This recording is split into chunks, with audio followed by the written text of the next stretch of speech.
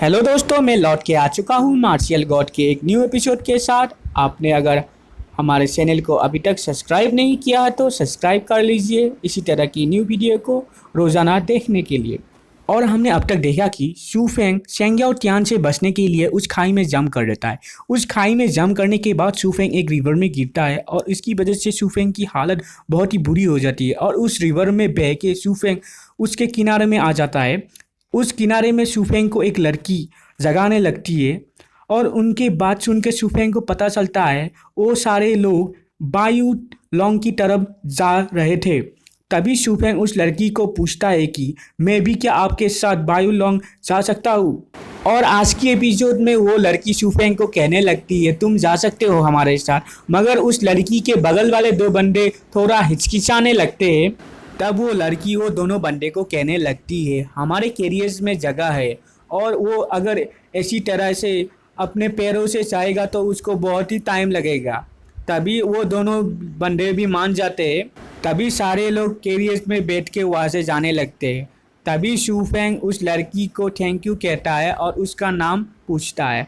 तभी वो लड़की अपना नाम कहती है कि वांग लिंग और शूफेंग का नाम पूछती है। तभी शूफेंग अपना नाम कह देता है। तभी थोड़ी देर बाद हमें दिखाया जाता है शूफेंग वांग लिंग को पूछने लगता है कि लेडी वांग, क्या मैं पूछ सकता हूँ आप लोग क्यों बायूंग लोंग की तरफ जा रहे हो।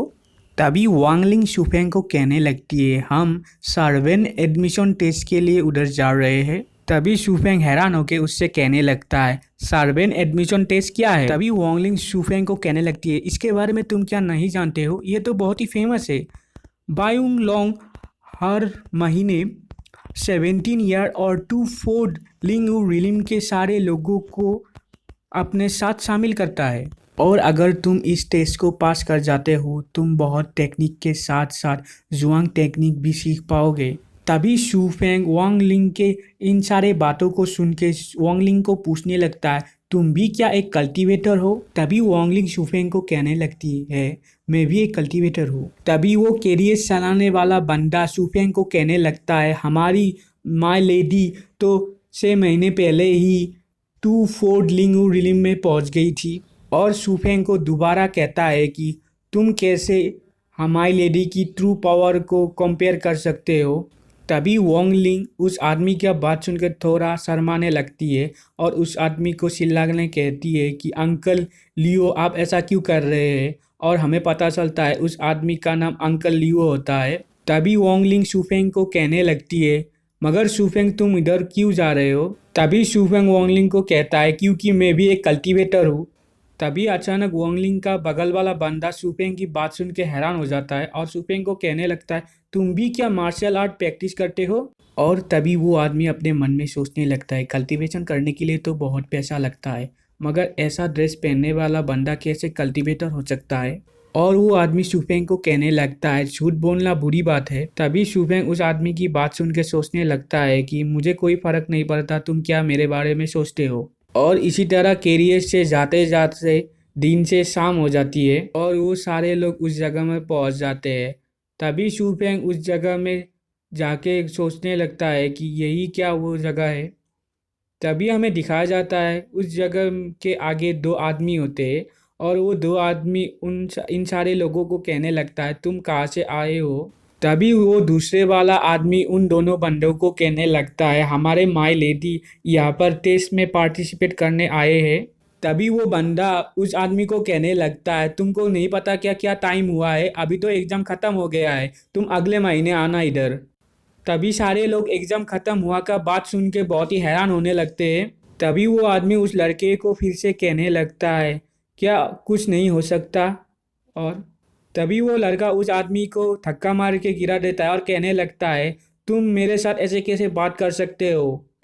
तभी अंकल लू वांग लिंग को कहने लगते इधर से चलो। तभी वांग लिंग कहने लगते हैं मगर और थोड़ा नाराज़ और दुखी होने लगती है। तभी वांग लिंग पीछे मुड़ के देखती है शूफेंग उधर ही है।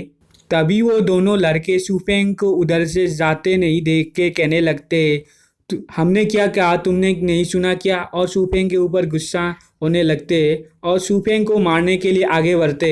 अगर शूफेंग उसके अटैक से बच के उसको ही उसके पेट में एक जोरदार मुक्का मार देता है और गुस्से में उसको कहने लगता है, तुमने पहले क्या कहा, दोबारा कह के दिखाओ।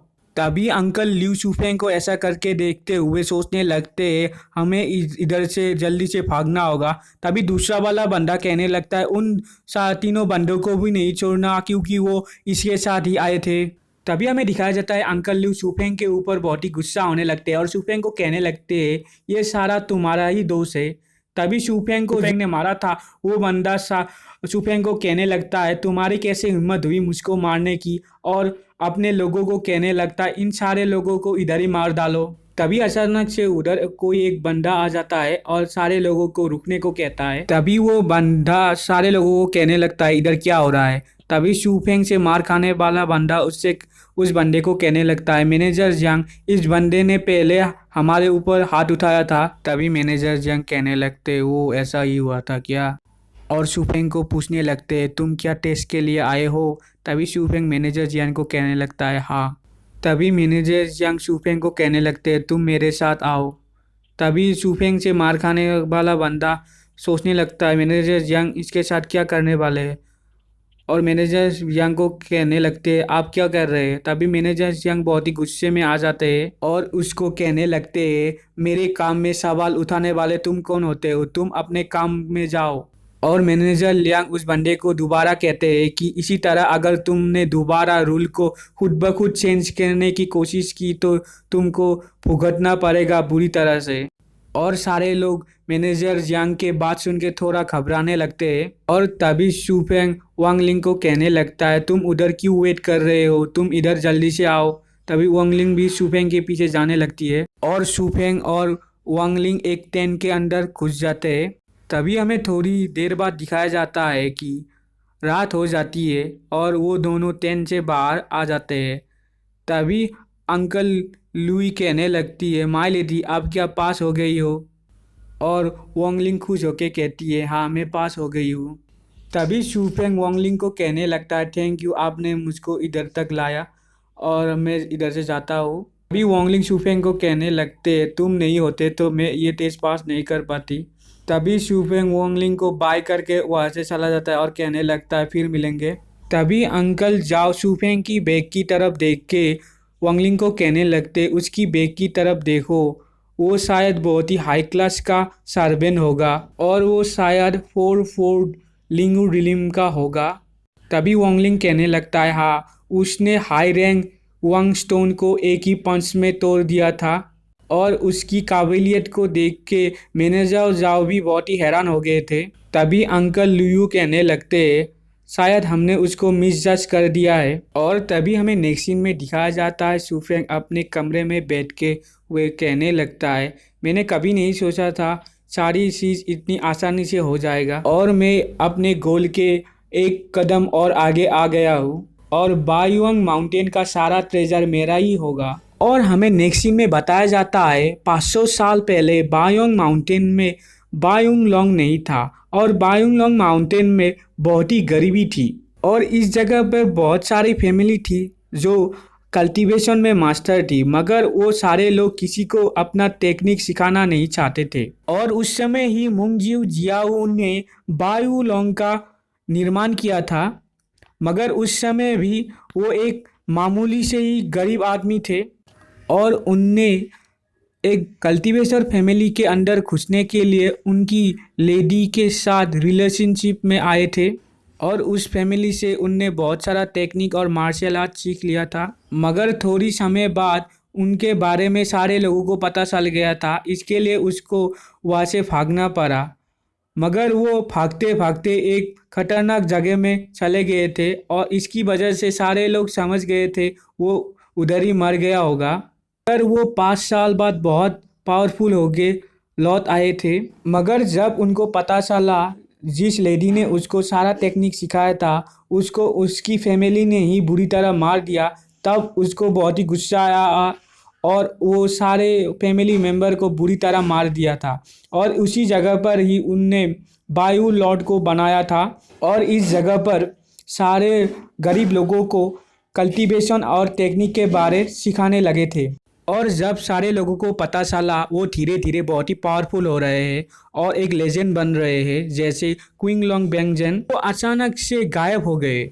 और कोई लोग कहते हैं वो मर गए हैं और कोई लोग कहते हैं वो अपनी पावर की वजह से मर गए। और उनके बारे में एक रूमर है कि वो उस लेडी को बहुत ही मिस कर रहे थे, इसके लिए वो बायोंग माउंटेन से चले गए। एक दिन क्विंजो के बहुत ताकतवर लोग जो उस जगह पर जाने की कोशिश किया जिन जगह से वो बहुत ही पावरफुल होके आए थे और उस पावर की मदद से बायोंग माउंटेन को डिस्ट्रॉय करना चाहते थे। तभी वो दोबारा अपीयर हुए थे और मुनजो जाओयू ने उन सारे ताकतवर लोगों को एक ही बार में बुरी तरह मार दिया था।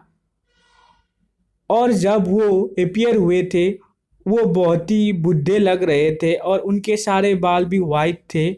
और इसकी वजह से सारे लोग सोचने लगते हैं बायोंग माउंटेन में जब मुसीबत आएगी वो फिर से आएंगे। और कोई कोई लोग कहते हैं मुनजो जियाओ एक्चुअली बहुत साल पहले ही मर गया था, मगर उस फॉरबिडन एरिया की वजह से उनको बहुत सारा पावर मिला जिसकी वजह से वो बायोंग माउंटेन को हमेशा प्रोटेक्ट कर सकते हैं।